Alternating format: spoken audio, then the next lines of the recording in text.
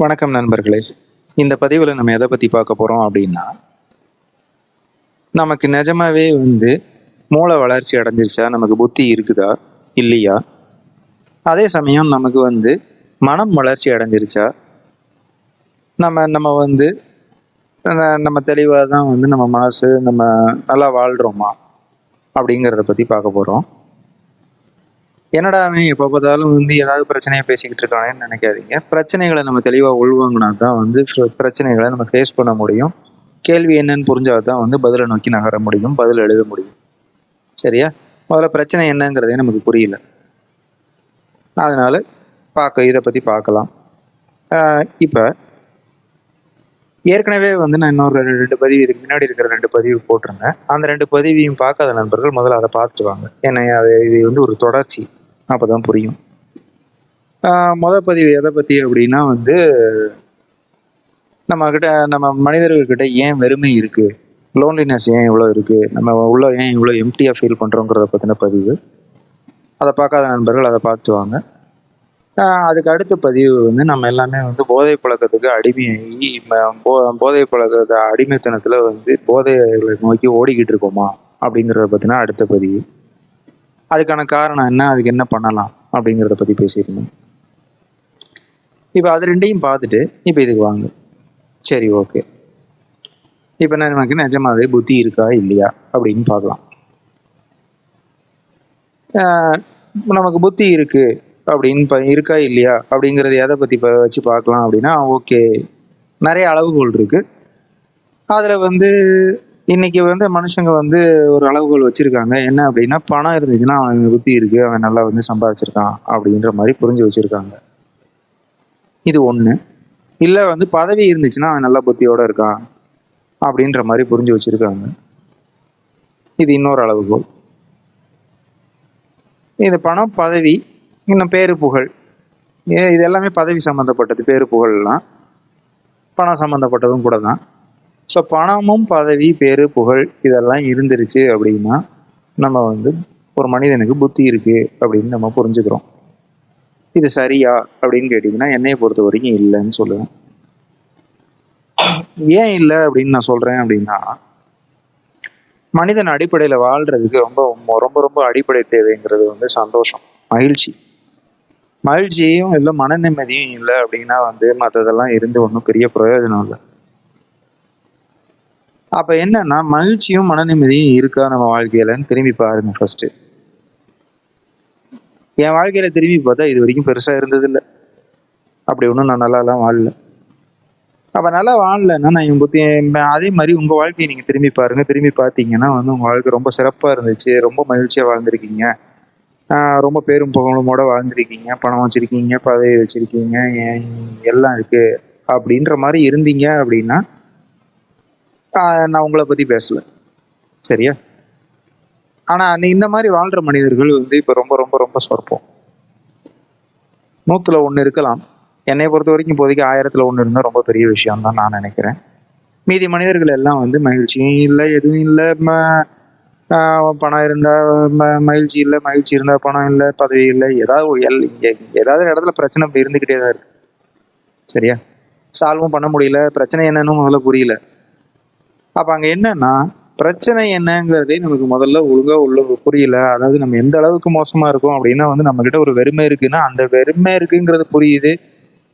அந்த வெறுமைக்கு என்ன பண்றதுன்னு கூட புரியல. என்னதான் பிரச்சனை நம்ம கிட்டங்கிறது கூட நமக்கு புரியல. அதே மாதிரி நம்ம ஒரு போதை பழக்கத்துல இருக்கோம் அப்படிங்கிறது கூட புரியல. சரி, இது மட்டும்தான் புரியலையானா வேற என்னென்ன புரியல அப்படின்னு பாத்தீங்கன்னா, நமக்கு பிறந்ததுல இருந்து சாகிற வரைக்கும் நம்ம கூடவே இருக்கிறதுக்கு ஒரு உடம்புன்னு ஒண்ணு இறைவன் கொடுத்துருக்கான், மனசுன்னு ஒண்ணு கொடுத்துருக்கான். உடம்புனா என்ன, மனசுனா என்னங்கிறது கூட புரியல. அதை எப்படி யூஸ் பண்றதுன்னு புரியல. எதை சாப்பிடுறதுன்னு தெரியல, எதை சாப்பிடக்கூடாதுன்னு தெரியல, எப்ப சாப்பிடுறதுன்னு தெரியல, எப்ப சாப்பிடக்கூடாதுன்னு தெரியல. மனசுல எதை உள்வாங்கணும்னு தெரியல, எதை தேவையில்லைன்னு விடலான்னு தெரியல, பிரச்சனையை பார்க்கணுமான்னு தெரியல, பார்க்க கூடாதான்னு தெரியல, எதுவுமே தெரியல. பக்கத்துல இருக்கிறவன்ட்ட பேச தெரியல. ஒண்ணு பேசாம அப்படியே வாயை மூட்டு பேசாம போயிடுவோம் யார் என்ன சொன்னாலும். இல்ல பேசினா கத்து கத்துவோம். இது மாதிரிதான் இருக்க தெரியுது. எதுவுமே நமக்கு தெரியல. அப்ப என்னன்னா ஆனா வந்து நம்ம என்ன எல்லாரும் என்ன வச்சிருக்கோம் அப்படின்னா வந்து ஒரு டிகிரி, 2 டிகிரி, 3 டிகிரி, பிஹெச்டி, இன்னும் என்ன விட்டா டாக்டர், என்ன என்ன என்ன சயின்டிஸ்டா இருப்பீங்க, பெரிய பெரிய பதவியில இருப்பீங்க, பெரிய கோடீஸ்வரரா இருப்பீங்க, எல்லாம் இருக்க வாய்ப்பு இருக்கு. ஆனா என்ன தெரியலன்னா அடிப்படை எதுவுமே தெரியல. ஸோ என்னன்னா இப்ப நம்ம கையில போதைக்கு ஒன்று வச்சிருக்கோம் இல்லையா, ஏதாவது ஒன்று செல்போனோ இல்லை டிவியோ சினிமாவோ ஏதோ ஒரு போதைப் பொருள் அடிமையாகி உட்காந்துருக்கோம்ல, அதை மட்டும் பிடுங்கிட்டா நமக்கு பைத்தியம் பிடிச்சிரும். நம்மள அப்ப என்னன்னா நம்ம பேசிக்கா என்னன்னா நம்ம எல்லாரும் வந்து மென்டல் பேஷண்ட்டு. உலகமே வந்து ஒரு மென்டல் அசைலம். மென்டல் அசைலம்ல வாழ்ந்துகிட்டு இருக்கிற மென்டல் பேஷண்ட் நம்ம கையில வந்து ஒரு போதைப் பொருளை கொடுத்து நம்மளை வந்து சும்மா உட்கார வச்சிருக்காங்க. இப்ப அந்த சும்மா உட்கார வைக்கல அப்படின்னா ஒருத்தர் வந்து கடிச்சு தின்னு அடிச்சு கொண்டு விடுவோம். இதுதான் நம்ம நிலைமை. அப்ப இப்ப நீங்க சொல்லுங்க, நமக்கு அறிவு இருக்குன்னு நீங்க சொல்றீங்களா? புத்தி இருக்குன்னு சொல்றீங்களா? என்னைய பொறுத்த வரைக்கும் எனக்கு புத்தி இல்லை. சரிங்களா? இது வந்து எனக்கு என்னன்னா கொஞ்ச நாளாவே புரிஞ்ச யோசனை இருந்துகிட்டே தான் இருந்துச்சு. ஆனா வந்து கொஞ்சம் ஒரு ஒரு ஒரு வருஷத்துக்கு முன்னாடி ஒரு 2 விஷயத்துல கொஞ்சம் செருப்படி விழுந்துச்சு. சரிங்களா? கொஞ்சம் பெரிய தப்பு பண்ணி அதில் கத்துக்கிட்டேன். அப்பதான் வந்து சரி நமக்கு புத்தி ரொம்ப இல்லை போல இருக்கு அப்படின்னு வந்து கொஞ்சம் புரிஞ்சுது. அதுக்கப்புறமும் திருப்பியும் வந்து கொஞ்சம் ஆணவம் தலை தூக்குச்சு, தலை தூக்கி புத்தி இருக்குன்னு நினைச்சிட்டு சுத்திக்கிட்டு இருந்தேன். ஃப்ரெண்டு கிட்ட பேசும்போது நம்ம எதனால எனக்கு புத்தி வந்துருச்சுன்னு நான் நினைச்சுக்கிட்டு இருந்தேன் அப்படின்னா வந்து இந்த கோவிட் லாக்டவுன் அப்போ வந்து என்னடா முட்டாத்தனமா இவனுக்கு ஒன்று ரூல்ஸ் போட்டுட்டு இருக்கானுங்க, எதுவுமே லாஜிக்கலா இல்லையே, என்னதான் ஃப்ராடு பண்றானுங்க பார்க்கலான்னு சொல்லிட்டு தேடி உட்காந்து பார்க்கும்போது பார்த்தீங்கன்னா வைராலஜிங்கிற ஒரு முழு ஃபீல்டே ஃப்ராடுங்கிறது புரிஞ்சிச்சு. புரிஞ்ச உடனே நான் ஏதோ பயங்கர அறிவாளி, நான் பயங்கரமா நிறைய புரிஞ்சிருச்சு எனக்குன்னு சொல்லிட்டு போய் இருக்கிறவன்ட்டெல்லாம் சொல்ல ட்ரை பண்ணேன். ஒரு 2 வருஷமா உட்காந்து கத்திட்டு இருந்தேன், யாருக்காவது இவ்வளவு பெருசா.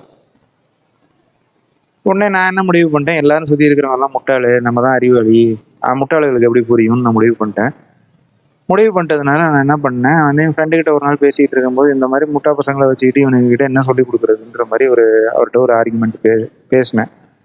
அவர் என்ன பண்ணாரு, ஒரே ஒரு கேள்வி கேட்டார் என்கிட்ட. சகோ நீங்க வந்து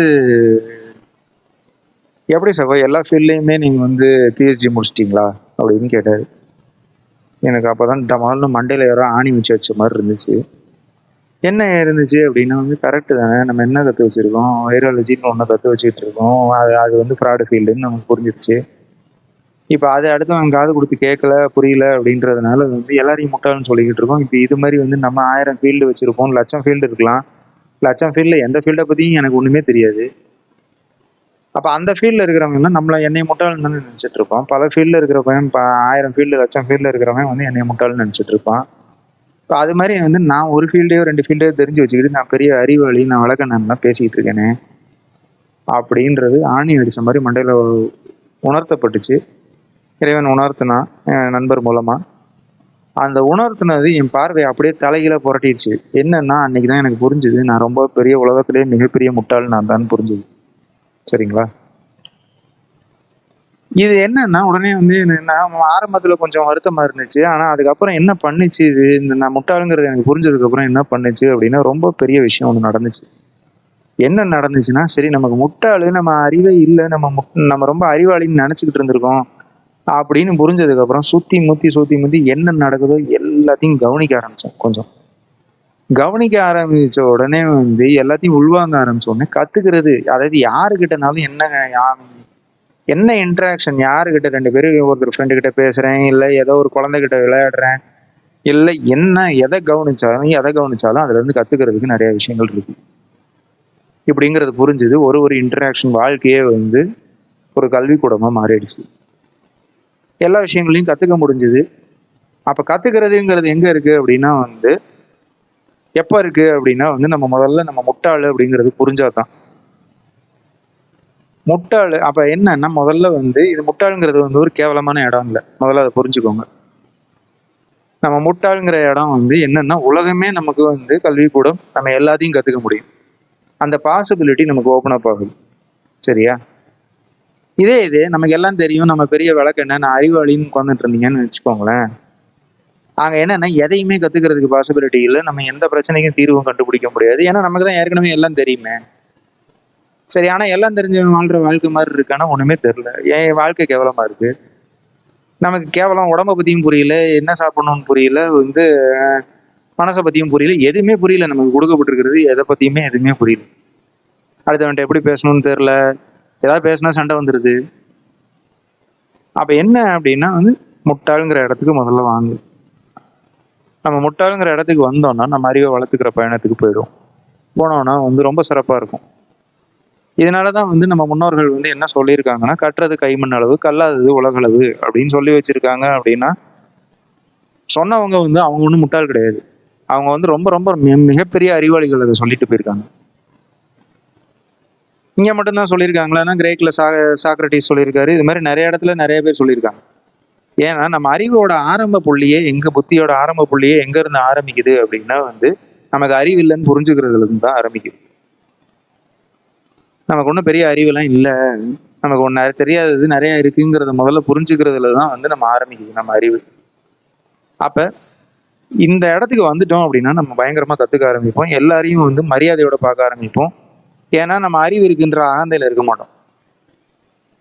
நமக்கு ஒன்றும் பெரிய அறிவெல்லாம் இல்லை, முதல்ல அதை புரிஞ்சுக்கணும். சரிங்களா? ஸோ ஸோ இப்போ நம்ம மூல வளர்ச்சி அடைஞ்சிருச்சுன்னா மூல வளர்ச்சி அடையாத மனிதர்கள். சரிங்களா? இது ஏன், எதுக்கு, எப்படி, என்னங்கிற காரணங்கள்லாம் பின்னாடி பார்ப்போம். சரிங்களா? இப்போதைக்கு நம்ம மூல வளர்ச்சி அடையலை, இதை முதல்ல புரிஞ்சுக்கோங்க. சரி, மூல வளர்ச்சி தான் அடையலை, இன்னும் அடுத்து வேற என்ன? மன வளர்ச்சி அடைஞ்சிட்டோமா அப்படின்னு அடுத்து பார்ப்போம். மன வளர்ச்சி அடைஞ்சோம்னா என்னது? அடிப்படை மனசுன்னா என்னன்னு புரிஞ்சிருக்கணும். சரிங்களா? அது புரிஞ்சிருக்கா? நம்ம மனசுனா என்னன்னு தெரியுமா? எதுவுமே தெரியாது. சரி, அது எதுவுமே தெரிய வேண்டாம், நம்ம அட்லீஸ்ட் சந்தோஷமா இருக்கோமா, மகிழ்ச்சியா இருக்கோமா நம்ம வாழ்க்கையில? பார்த்தோம்னா இல்லை. 199 பேர் இல்லை. சரி, மகிழ்ச்சியா தான் இல்லை, ஒரு மன நிறைவோடையாவது வாழ்றோமா? ஓகே, நான் நல்லா இருக்கேன் அப்படின்ற மன நிறைவோட வாழ்றோமான்னு இல்லை. ஏதாவது மனசளவுல ஒரு சின்ன பிரச்சனை வந்துச்சுன்னா ஜமாளிக்கிறதுக்கு நமக்கு தைரியம் இருக்கா? இல்லை. சரி, நம்மளால பக்கத்துல இருக்கிறவங்களோட எல்லாம் நல்லா பேசி நல்லா இருக்க முடியுதானா? ரொம்ப சொற்பமான பேர். 110 பேர் நல்லா பேசி நல்லா இருந்தாங்களா? ரொம்ப பெரிய ஆச்சரியம். 90 பேருக்கு ஒழுங்கா பேசவே தெரில. பக்கத்துல இருக்கிறவன்ட்ட பேசினா சண்டை வந்துடுது, இல்லை ஒரேடியா பேசாம போயிடுறோம். இதனாலே என்ன பண்றோம்னா எல்லாரையும் என்ன எவ்வளவு தூரத்துல தள்ளி வச்சுக்கிறோம் அப்படின்னா, என்னன்னா என்ன, நல்லா இருக்கீங்களா? நல்லா இருக்கேன். நானும் சிறப்பா இருக்கேன், நீங்களும் சிறப்பா இருக்கீங்களா? ஓகே. சாப்பிட்டீங்களா? Okay, right. இதுக்கு மேல பேசணும் அப்படின்னா சண்டை வந்துடுது. எதையும் பேச முடியறது இல்லை. அவங்க பேசுறது நமக்கு பிடிக்க மாட்டேங்குது, நம்ம பேசுறது அவங்களுக்கு பிடிக்க மாட்டேங்குது. இதுதான் நம்ம மனதோட வளர்ச்சி உச்சம். சரிங்களா? அப்ப மன வளர்ச்சி ஏன் அடையலைன்னு நான் சொல்றேன் அப்படின்னா, நம்ம முதல்ல மனம்னா என்ன, மனதுல இருந்து என்ன எழுது? ஃபீலிங்ஸ், உணர்வுகள் எழுது. சரிங்களா? உணர்வுகள்னா என்ன? அந்த உணர்வுகளை நம்ம என்னைக்காவது வாழ்க்கையில கவனிச்சிருக்கோமா? அது ஏன் கவனிச்சிருக்கோம். எப்ப கவனிச்சிருக்கோம்னா, நம்ம குழந்தையா இருந்த பிறந்த குழந்தை எல்லாமே உணர்வுகளை கவனிச்சுதான் வாழுது. நம்ம காலப்போக்கில் கொஞ்சம் கொஞ்சமா நம்ம பூச்சாண்டி கதை, அந்த கதை, இந்த கதைன்னு விளங்காத கதையெல்லாம் சொல்லி பசிக்காதப்ப குழந்தைக்கு சோறு ஊட்டுறது, இந்த மாதிரி விளங்காத விஷயங்களா பண்ணி பண்ணி பண்ணி குழந்தைகள உணர்வுகள் மதிக்காம ஆக்குறதுக்கு பழக்கி வச்சிருக்கோம். சரிங்களா? அப்ப உணர்வுகள் நம்ம கவனிச்சிட்டு இருந்த மனுஷங்க தான் சின்ன குழந்தையில அதை கவனிக்காத விளங்காத மனுஷங்களா மாற்றப்பட்டிருக்கும். அப்ப உணர்வுகளை கவனிக்கிறது இல்லை. உணர்வுகளை உணர்ச்சிகளை வெளிப்படுத்துறதும் இல்லை. வெளிப்படுத்துறது அடுத்தவங்களுக்கு வலிக்காம வெளிப்படுத்துறது இல்லை. வெளிப்படுத்தினா ஒரே அடியா ஓவரா கண்ணா பின்னான்னு வலிக்கிற மாதிரி எல்லாரும் பக்கத்துல ஒருத்தர் நிக்க முடியாதுங்கிற அளவுக்கு வெளிப்படுத்துவோம். இல்லைன்னா என்னை சுத்தமா வெளிப்படுத்தாம அப்படியே அமுக்கி வச்சுட்டு பேசாம உட்காந்து உள்ளுக்குள்ள அழுதுட்டு இருக்கும். சந்தோஷத்தையும் காமிக்க மாட்டோம், பெருசா கஷ்டத்தையும் காமிக்க மாட்டோம். சரியா? இப்ப இப்படிதான் வாழ்ந்துகிட்டு இருக்கோம். இப்ப இதுல இருந்து உங்களுக்கு என்ன புரியணும் அப்படின்னா ஒரு விஷயம் தெளிவா புரியணும். என்ன புரியணும் அப்படின்னா, நம்ம புத்தியும் முழுசா வளர்ச்சி அடையல, மனமும் முழுதா வளர்ச்சி அடையல. வளர்ச்சி அடையல அப்படின்னா ஏன் வளர்ச்சி அடையலைங்கிறது லைட்டாக பார்ப்போம். இப்போ ஏன் வளர்ச்சி அடையலை அப்படின்னா, முதல்ல வந்து மனம் வளர்ச்சி அடையணும் அப்படின்னா நம்ம வந்து அப்பா அம்மா தான் காரணம். வளர்ச்சி அடையணும் அப்படின்னா வந்து குழந்தைகளோட மனம்ங்கிறது எப்படி இருக்கும் அப்படின்னா வந்து அந்த குழந்தைகளோட மனதுங்கிறது வந்து உணர்வுகளையும் உணர்ச்சிகளையும் பட்டுன்னு வெளிப்படுத்துகிற மனமாக தான் இருந்திருக்கும். அவ வெளிப்படுத்தினா அவங்க வெளிப்படுத்துறப்ப வந்து பெத்தவங்க வந்து வெளிப்படுத்துறதுக்கு மரியாதை கொடுத்து பழகணும் குழந்தைகள். அதாவது குழந்தைங்க வெளிப்படுத்துறதுக்கு பெத்தவங்க மரியாதை கொடுத்து பழகணும். பெத்தவங்க மரியாதை கொடுத்து பழகுற குழந்தைங்க நல்லா இருக்கும். குழந்தைங்க வெளிப்படுத்தும் போது வெளிப்படுத்துறதுக்கு இடைஞ்சல் பண்ணக்கூடாது. அதே மாதிரி வெளிப்படுத்துறத அக்னாலேஜ் பண்ணணும். இப்போ குழந்தை வந்து ஒரு பயப்படுதுன்னா, பயப்படுறதுன்னா என்ன பயது, பயப்படுறியா அப்படி என்ன ஏது, அது காரணம் என்ன, அதெல்லாம் வந்து சொல்லி புரிய வைக்கணும் குழந்தைக்கு. அப்போ அதே மாதிரி ஒரு கோவப்படுது அப்படின்னா வந்து ஏன் கோவப்படுது, என்ன சரியான காரணமா இல்லையா, அதெல்லாம் வந்து அதை எக்ஸ்பிரஸ் பண்ண விடணும். இப்போ நம்ம என்னென்ன நமக்கு வந்து ஸ்ட்ரெஸ் இருக்கு, அது இருக்கு, இது இருக்குன்னு நம்ம வேலை வெட்டி தேவையில்லாத ஆணியெல்லாம் வந்து நம்ம உள்ள இழுத்து போட்டுக்கிறோமா. இந்த தேவையில்லாத ஆணியில வந்து நம்ம குழந்தைகளுக்கு நம்ம டைம் ஸ்பெண்ட் பண்றது ஒழுங்கா கிடையாது. அப்ப என்னன்னா அது பயம், கோபம் இது எதையுமே வந்து காமிக்கிறது, உருப்படியா காமிக்கிறது இந்த பழக்க வழக்கம் இல்லவே இல்லை. அப்ப மனதை கெடுக்கிறதுல முக்கியமான பங்கு பெற்றவங்க வகிக்கிறாங்க குழந்தைகளுக்கு. நம்ம வாழ்க்கையுமே எடுத்து பார்த்தீங்கன்னா நம்ம பெற்றவங்க அதுல முக்கியமான பங்கு வகிச்சிருப்பாங்க மனதை கெடுக்கிறதுல. சரி, மனதை வந்து பெற்றவங்க கெடுக்கிறாங்க அப்படின்னு சொல்லிட்டேன். இப்ப பெற்றவங்க கெடுக்கிறாங்கன்னா அப்ப ஏன் இவ்வளவு கேவலமா பெற்றவங்க இருக்காங்க அப்படின்னா, பெற்றவங்க நம்மளை கேவலமா வந்து நடத்தி நம்மளை கெடுத்து நாசம் பண்ணணும்லாம் அவங்க நினப்பு கிடையாது. அவங்களுக்கு தெரிஞ்சது அவ்வளவுதான். ஏன்னா அவங்க அப்படிதான் வளர்க்கப்பட்டிருக்காங்க அவங்க பெற்றவங்களால. இப்படியே தலைமுறையா பின்னாடி போகுது. இப்படிதான் ரொம்ப வருஷமா வளர்க்கப்பட்டிருக்கோம். சரிங்களா? அப்ப இது மாறணும் அப்படின்னா வந்து நம்ம என்ன தப்பா வாழ்ந்துட்டு இருக்கோம் என்னங்கிறதெல்லாம் வந்து நம்ம பார்க்க ஆரம்பிச்சாதான் மாறும். தப்புகளை பார்க்கும்போது வலிக்க தான் செய்யும். வலிச்சா பரவாயில்ல, ஏற்கனவே நம்ம வழியில தான் வாழ்ந்துட்டு இருக்கோம் நிறைய பேர். அப்ப அதோட சேர்த்து இது ஒரு வழியா இருந்துட்டு போட்டோம். ஆனா இது வந்து பிரச்சனைகளை தெளிவா புரிஞ்சுக்கிட்டோம் அப்படின்னா வந்து தீர்வை நோக்கி நகர்ந்துடலாம். பெரிய கஷ்டம்லாம் இல்லை. அப்ப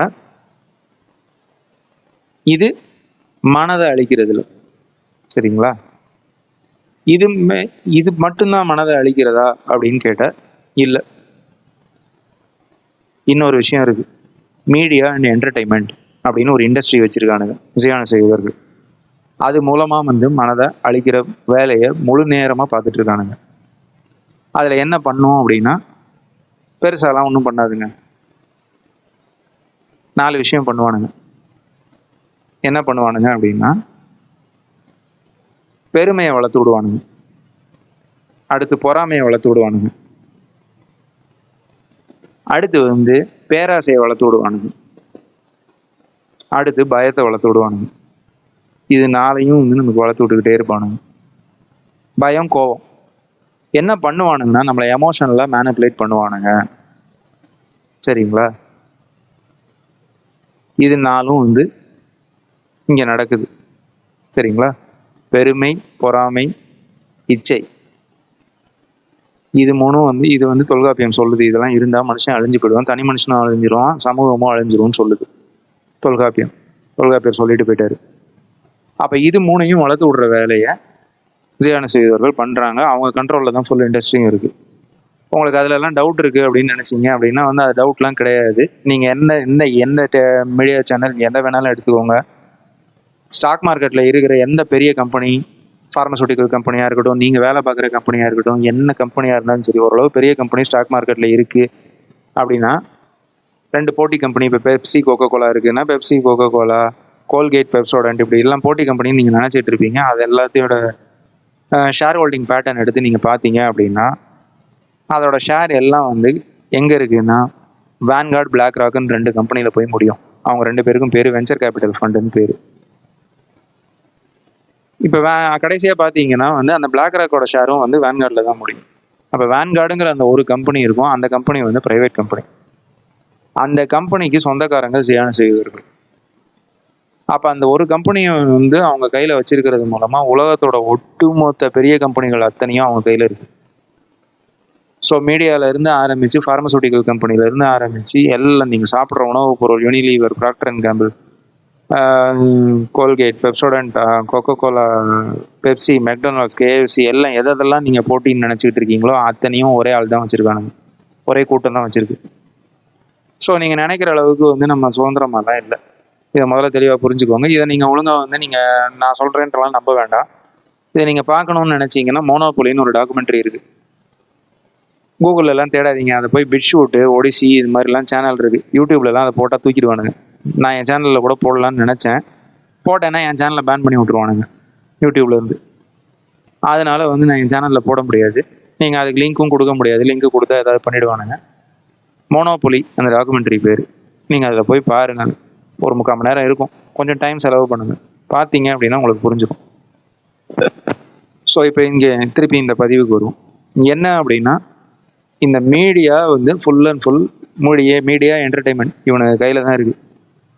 இப்போ இதில் பாருங்களேன், டிவி, நாடகம், சினிமா, இது எல்லாத்துலேயுமே வந்து பார்த்தீங்கன்னா பெருமை, பொறாமை, இச்சை. இச்சைனா என்ன? பேராசை பேசிய அடிப்படையில். சரிங்களா? இது 3ஐயும் வளர்த்து விட்டுக்கிட்டே இருப்பானுங்க. அதே மாதிரி டிவி எடுத்தீங்க அப்படின்னா, டிவியோ இல்லை வேற எந்த மீடியாவோ எடுத்துக்கோங்க, நியூஸ்னு ஒன்று இருக்குது. அதை நீங்கள் பார்த்தீங்கன்னா பயத்தையும் கோபத்தையும் தவிர வேற எதையுமே வளர்த்து விட மாட்டானுங்க. இது 2 தான் வளர்த்து விடுவானுங்க. சரிங்களா? அப்போ இது மூலமாக என்ன பண்ணுறானுங்கிறது நீங்கள் தெளிவாக புரிஞ்சுக்கணும். என்ன தெரியுங்களா? நம்ம உணர்ச்சிகளோட விளையாடுறானுங்க. நம்ம உணர்ச்சிகளை மேனிப்புலேட் பண்ணி நம்மளை நாசமாக்கிட்டு இருக்கானுங்க. இது முதல்ல தெரிஞ்சுக்கணும். 2வது நான் இதில் சொல்ல வந்தது என்னன்னா, சினிமாவையும் வந்து டிவியையும் வந்து ஒரு போதைப்பொருள், நான் போன பதிவில் நான் போதைப்பொருளை பற்றி பேசியிருந்தேன். அது பதிவில் சொல்ல விட்டுருச்சு. அது ரொம்ப ரொம்ப முக்கியமான போதைப்பொருள். அதை வச்சு தான் நான் வந்து நம்ம மனசை வந்து நாசமாக்குறானுங்க. அது முதல்ல புரிஞ்சுக்கோங்க. எப்படி என்னங்கிறதெல்லாம் பின்னாடி டீட்டெயிலான பதிவுகளில் பார்ப்போம் தனியாக. அது ஆனால் இப்போதைக்கு தேவையில்லை. ஸோ மனசை வந்து இது மூலமாக நாசமாக்குறாங்க. இதை தெளிவாக புரிஞ்சுக்கோங்க. நம்ம இதை பார்த்தோம், நம்ம இதை பார்த்துக்கிட்டே இருக்கிற வரைக்கும் இதில் இருக்கிற கண்டென்ட்டை வந்து நீங்கள் உள்வாங்கிக்கிட்டே இருக்கிற வரைக்கும் விளங்க போகிறதில்ல. நீங்கள் இப்போ எக்ஸாம்பிளுக்கு வந்து ஒன்று சொல்கிறேன், நாடகங்கள் எடுத்துக்கோங்க. ஏன்னா இது பொம்பளைகள் எல்லாருக்கும் ரிலேட் பண்ணிக்க முடியுங்கிறதுனால சொல்கிறேன். நீங்கள் நாடகத்தில் என்ன நடக்குதுன்னு பாருங்கள். என்ன நடக்கும்னா, போட்டி, பொறாமை, இல்லை பெருமை, பேராசை, இது மட்டும்தான் வளர்த்து விடுறது நடக்கும். என்ன அப்படின்னா, இதை வளர்த்து விட்டா வந்து மனுஷன் நிம்மதியாகவே வாழ முடியாது. நீங்கள் பார்த்துக்கிட்டே இருங்களேன். நீங்கள் அது மாதிரி வேணும்னு ஆசைப்பட தான் செய்வீங்க. அது மாதிரி வேணும்னா அது மாதிரி வந்து ஒரு அந்த பேராசைக்கெல்லாம் வந்து உங்கள் கணவன்மார்களெல்லாம் சம்பாதிக்கவே முடியாது. வாய்ப்பே கிடையாது. அப்போ கணவன்மாரெல்லாம் சம்பாதிக்க முடியாதுன்னா அந்த ஆளை மதிக்க மாட்டீங்க. நீங்களும் சேர்ந்து வேலைக்கு போகணும்னு சொல்லிட்டு ஓடுவீங்க. 2 பேரும் நாய் மாதிரி ஓடுவீங்க. சம்பாதிப்பீங்க, நல்லா காசு நிறையா வந்துடும். நிம்மதியாக வாழ்வீங்களான்னா நிம்மதியாகவும் வாழ மாட்டீங்க. உங்கள் குழந்தைகளையும் ஒழுங்காக பார்த்துக்க மாட்டீங்க. இதை நோக்கி நகர்த்தி கொண்டு போகிறானுங்க. குடும்பத்தை உடைச்சி நாசமாக ட்ரை பண்ணுறானுங்க. இதை பற்றிலாம் இன்னொரு பதிவில் பார்ப்போம், குடும்பத்தை பற்றின பதிவில். சரிங்களா? இதுதான் வந்து அடிப்படை. மனசை நாசமாகிறது மீடியா என்டர்டெயின்மெண்ட். இது மூலமாக என்டர்டெயின்மெண்ட்டுங்கிற பேரில் அதுக்கு பேர் என்டர்டெயின்மெண்ட் கிடையாது. என்டர்டெயின்மெண்ட்டுன்னு நமக்கு சொல்கிறானுங்க. என்டர்டெயின்மெண்ட்னா பொழுதுபோக்குன்னா ஏதோ கொஞ்சம் நேரம் நமக்கு டைம் கிடைச்சா ஏதோ கொஞ்சம் நேரம் பொழுதை போக்குறோம் அப்படின்னா பரவாயில்ல. நம்ம போதையில் உட்காந்துக்கிட்டு அதை தேடி அலைஞ்சிக்கிட்டு இருக்கோம். அது இல்லைன்னா வாழவே முடியாதுங்கிற நிலைமையில இருக்கும். இதுக்கு பேர் பொழுதுபோக்கு கிடையாது.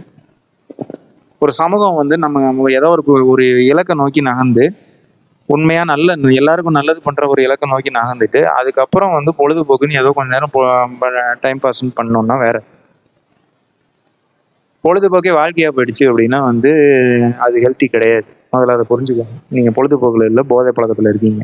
இதை புரிஞ்சுக்கோங்க. இதை முதல்ல புரிஞ்சுக்கிட்டா தான் வெளியே வர முடியும். சரி, ஓகே. இப்போ அடுத்து புத்தியை எப்படி அளிக்கிறாங்க அப்படின்னு பார்த்தோன்னா வேற ஒன்றும் இல்லைங்க. புத்தி எப்படி வளரும்? நம்ம நல்ல விஷயங்கள் 4 இடங்கள்ல பார்த்து ஒருத்தரும் என்ன செய்கிறாங்க செய்யலை இதெல்லாம் பார்த்து அனுபவத்தில் கற்றுக்கிட்டோம்னா வளரும்.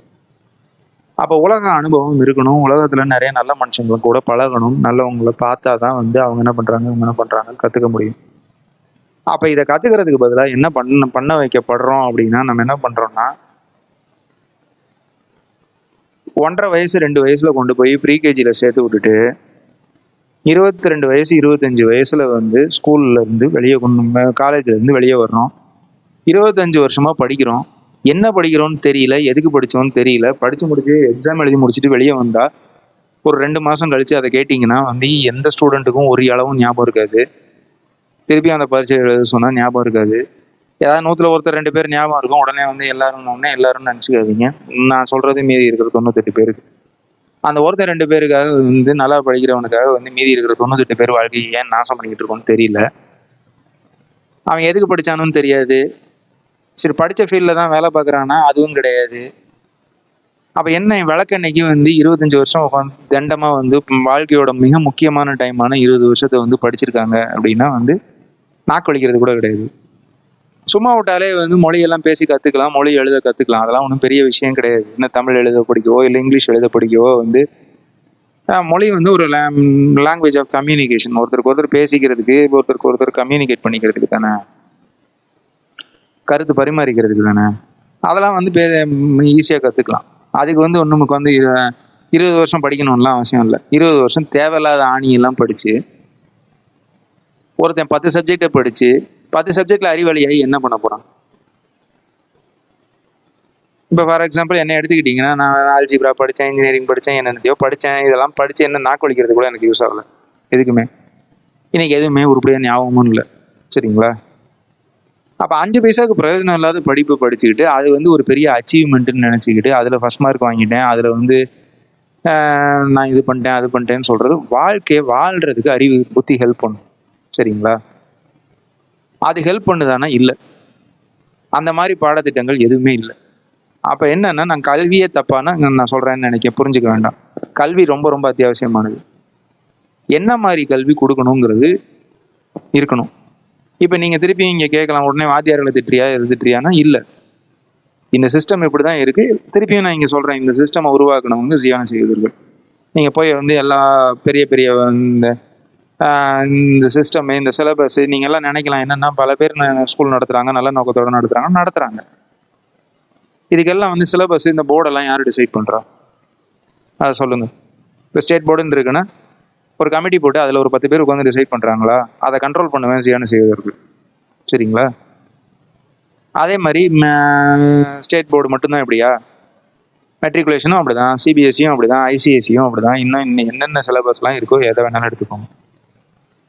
எல்லாமே வந்து அவன் என்ன சொல்லிக் கொடுக்கணும்னு சொல்கிறான். இந்த மாண்டசரி நீங்கள் எதை வேணாலும், வால்டார்ஃப் எஜுகேஷன் எதை வேணாலும் எடுத்துக்கோங்க. என்ன சொல்லிக் கொடுக்கணும்னு நினைக்கிறானோ அதை தான் நீங்கள் சொல்லிக் கொடுக்க முடியும். அப்போ நல்லா புரிஞ்சுக்கோங்க. அப்போ இந்த ஸ்கூல் சிஸ்டம்ங்கிறது எதுக்காக உருவாக்கப்பட்டிருக்கு அப்படின்னா வந்து இன்னைக்கு இருக்கிற ஸ்கூல் சிஸ்டம் ஒரே ஒரு காரணத்துக்காக தான், புத்தி வளராமல் பார்த்துக்கிறதுக்காக உருவாக்கப்பட்டிருக்கு. ஆனால் புத்திக்கு பதிலாக வேற ஒன்று வளர்த்து விடப்படுது. என்ன வளர்த்து விடப்படுதுன்னா அகந்த வளர்த்து விடப்படுது, ஆணவம் வளர்த்து விடப்படுது. என்னன்னா நம்ம எல்லாம் வந்து ஓரளவு படிச்சிட்டோம், ஓரளவுக்கு நல்ல நிலைமைக்கு வந்துட்டோம், காசு சம்பாரிச்சிட்டோம் வந்துட்டோங்கிறதுனால நம்ம ஏதோ பெரிய மெத்த படிச்ச அறிவாளி மயிர் மாதிரி படிக்காதவங்களெல்லாம் வந்து அப்படியே கீழ்த்தரமாக பார்த்துட்டு கேவலமாக நடத்துகிற ஒரு குணத்தை கொண்டு வந்து நமக்கு கொடுத்துருச்சு. நம்ம தாத்தா பாட்டி இவங்கெல்லாம் வந்து ஏதோ படிக்காதவங்க, அதனால அவங்களுக்கு புத்தி இல்லை, நம்ம தான் பெரிய விளக்கண்ண அறிவாளிங்கிற மாதிரி ஒரு மமதையை நமக்கு கொடுத்துருச்சு. இது என்ன பண்ணும் ஈகோ அப்படின்னா வந்து ஒன்று பண்ணும். என்னன்னா, நான் சொன்னேன் இல்லையா, ஏற்கனவே நான் அறிவாளிங்கிற புரிதல் இருந்தா எந்த விஷயத்தையும் எவங்கிட்ட இருந்தும் கற்றுக்க மாட்டோம். ஏன்னா நமக்கு தான் எல்லாம் தெரியுமே ஏற்கனவே, ஏன் கற்றுக்கணும்? நம்ம எல்லாம் தெரிஞ்சவனுக்கு என்னத்தை போய் சொல்லிக் கொடுக்குறது? ஒன்றும் தெரிலங்கிறவனுக்கு சொல்லிக் கொடுக்கலாம், எல்லாம் தெரிஞ்சவனுக்கு ஒன்றும் சொல்லிக் கொடுக்க முடியாதுல்ல. அப்போ நம்ம எல்லாம் தெரிஞ்ச அந்த மமதையில நம்மளை உட்கார வைக்கணுங்கிறதுக்காக உருவாக்கப்பட்ட சிஸ்டம் தான் ஸ்கூல் சிஸ்டம், இன்றைய ஸ்கூல் சிஸ்டம். சரிங்களா? எல்லா ஸ்கூல் சிஸ்டமும் மட்டும்னு நான் சொல்லலை. சில விஷயங்கள் இருக்கு, மாண்டசாரி, வால்டார்ஃப், இல்லை இன்னும் ஃபின்லாண்டில் இருக்கிற ஒரு சிஸ்டம், இந்த மாதிரி சில சிஸ்டம்கள் நல்லா இருக்கு.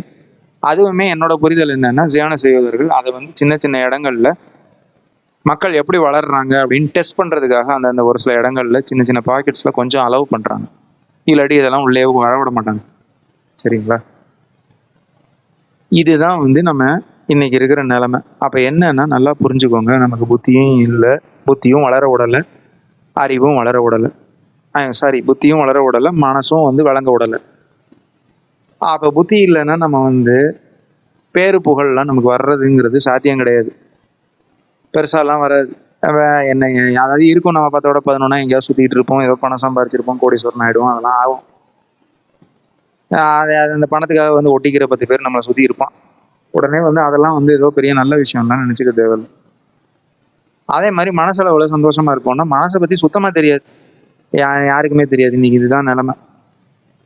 அப்போ நம்ம வந்து புத்தி வளர்ச்சியும் மற்ற மன வளர்ச்சியும் மற்ற குறை மனிதர்களாக தான் நம்ம இருக்கோம். இதை முதல்ல நம்ம குறை மனிதர்கள்ங்கிறத புரிஞ்சுக்கிட்டோம் அப்படின்னா வந்து என்னென்னா, நம்ம புத்தியை வளர்க்கலாம், மனசை புரிஞ்சுக்கலாம், நம்ம உணர்வுகள்னா என்னன்னு தெரிஞ்சுக்கலாம், உணர்ச்சிகள்னா என்னன்னு தெரிஞ்சுக்கலாம். ஒன்று ஒன்றா அடுத்தடுத்த பதிவில் பார்ப்போம். அதே மாதிரி நம்ம உணர்வை கவனிக்க பழகலாம், ரொம்ப சிறப்பாக வாழலாம். முதல்ல அதுக்கு வந்து ஏற்கனவே வந்து நம்ம ஒரு ஒரு ஒரு என்ன சொல்லியிருக்கோம், ஒரு பிம்பம் கட்டி எழுப்பப்பட்டு நம்ம ஏதோ பெரிய விளக்கணைங்கிற மாதிரி நம்மளை உருவாக்கி வச்சிருக்காங்க. அதெல்லாம் இல்லை அப்படிங்கிறது நமக்கு புரிஞ்சு உடச்சி தூக்கி போட்டோம்னா தான் வந்து புதுசாக நல்ல விஷயங்களை கட்டி எழுப்ப முடியும். கெட்டது ஒன்று ஒரு உடஞ்சிது அப்படின்னா தான், நம்மளை பற்றின தப்பான புரிதலில் உட்காந்துட்டு இருந்தோம்னா நம்ம நல்ல புரிதலுக்கே வரமாட்டோம். அப்போ அந்த தப்பான புரிதலை உடைக்கிறது தான் இப்போ பண்ணிக்கிட்டு இருக்கேன். நல்ல புரிதலுக்கு வருவோம், வராமல் எங்கே போவோம்? தப்பான புரிதல் உடையும் போதே நல்ல புரிதலுக்கான தேடுதலும் மனசில் விருப்பம் வந்துடும். விருப்பம் வந்துருச்சு அப்படின்னா வந்து நம்ம தேட ஆரம்பிப்போம். தேட ஆரம்பித்தோன்னா நமக்கு இறைவன் நமக்கு அருளுவோம். சரியா? நம்ம இப்போ அகந்தையில் உட்கார்ந்துருக்கிறதுனால நமக்கு அருள்றது கிடைக்க மாட்டேங்குது. கிடைக்காம நம்மளே நிராகரிச்சுட்டு இருக்கோம். அப்போ அகந்தையை விட்டுட்டு அருளுக்கு போவோம். நம்ம அருளை தேடி போவோம். இறைவனுடைய அருள் என்றைக்குமே நமக்கு கிடைக்கும். அதனால நான் இதை திட்டுறேன், வந்து குறை சொல்கிறேன்லாம் நினைக்காம, நான் சொல்கிறது உண்மையா இல்லையா அப்படின்னு நிதானமாக யோசிச்சு பாருங்க. ரெண்டாவது, இப்பயும் சொல்கிறேன், இருக்கிறத விட்டுட்டு ஓப்பன் அப் பண்ணி வந்து கருத்துக்களை ஷேர் பண்ணுங்க. ஒன்றும் ஆக மாட்டோம். யாரும் தப்பாலாம் நினைக்க மாட்டாங்க. சரியான கருத்து தப்பான கருத்துலாம் ஒன்றும் கிடையாது. நமக்கு எல்லா விஷயமும் தெரிஞ்சிருக்கணும்னு அவசியம் இல்லை. சரிங்களா? என்னன்னா, இப்போ நீங்கள் என்ன நினச்சிக்கிறீங்க அப்படின்னா வந்து, இந்த பில்கேட்ஸு, ஸ்டீவ் ஜாப்ஸு இவங்கெல்லாம் பெரிய அறிவாளிக அப்படின்னு நினச்சிக்கிறீங்க. அவனுக்கு ஒரு ஃபீல்டில் அறிவு இருக்குது, அவ்வளோதான். அவன் அறிவை வச்சுக்கிட்டு என்ன பண்ணிக்கிட்டு இருக்கான்? உலகத்தை அழிச்சிக்கிட்டு இருக்கான். அதே நேரம் ஒரு விவசாயிக்கு அறிவு இல்லைன்னு நினச்சிக்கிறீங்க. விவசாயிக்கு ஆக சிறந்த அறிவு இருக்குது. அவன் படைக்கிறான் ஒரு விஷயத்த, உணவை படைக்கிறான். உணவை படைச்சு கொண்டு வந்து நமக்கு சோறு போட்டுட்டு இருக்கான். பில்கேட்ஸ், இப்போ ஸ்டீவ் ஜாப்ஸோ இல்லை சுந்தர் பிச்சையோ உயிரோட இல்லை அப்படின்னா, இவனுங்கெல்லாம் இல்லைன்னா நம்ம வாழ முடியும், நல்லாவே வாழ முடியும் இப்போ இருக்கிறத விட. ஆனால் விவசாயி இல்லைன்னா நம்ம செத்து போயிடுவோம், பொழைக்க முடியாது நம்ம. அப்போ என்ன புரியணும் அப்படின்னா, ஒருத்தர்கிட்ட ஒரு விதமான அறிவு இருக்குது, புத்தி இருக்குது. எல்லா அறிவும் புத்திகளும் மதிக்கப்பட வேண்டியவை அப்படிங்கிறது புரிஞ்சுக்கிட்டு, ஒருத்தர்கிட்ட ஒரு திறமை இருக்குது, ஒரு இது இருக்குது, ஒருத்தர் இது எதுவுமே, இந்த புத்தியெல்லாம் எதுவுமே இல்லைனாலும் நம்மளை விட நல்ல மனசு இருக்கிற மனிதர்கள் இருக்காங்க. மனசை மரியாதை கொடுத்து பழகுங்க. நல்ல ஹார்ட் இருக்கு அப்படின்னா வந்து அந்த ஹார்ட்டுக்கு மரியாதை கொடுத்து பழகுங்க. கொடுத்தீங்க அப்படின்னா நீங்களும் மதிக்கப்படுவீங்க. நீங்க முதல்ல கொடுங்க, அடுத்தவங்களுக்கு மரியாதை கொடுத்து பழகுங்க, அன்போட நடத்தி பழகுங்க. அதை பண்ணீங்கன்னா வந்து சுத்தி இருக்கிறவங்க மாறுவாங்க. மாற்றம் சாத்தியம். சரிங்களா? முதல்ல மாற்றம் நம்ம கிட்ட இருந்து வரணும், அதை புரிஞ்சுக்கோங்க. சரி, இந்த பதிவு போதும்னு நினைக்கிறேன். நம்ம அடுத்த பதிவில் எதை பற்றி பேச போகிறேன்னு தெரியல, பார்ப்போம். நன்றி, வணக்கம். நம்ம அடுத்த பதிவில் சந்திப்போம்.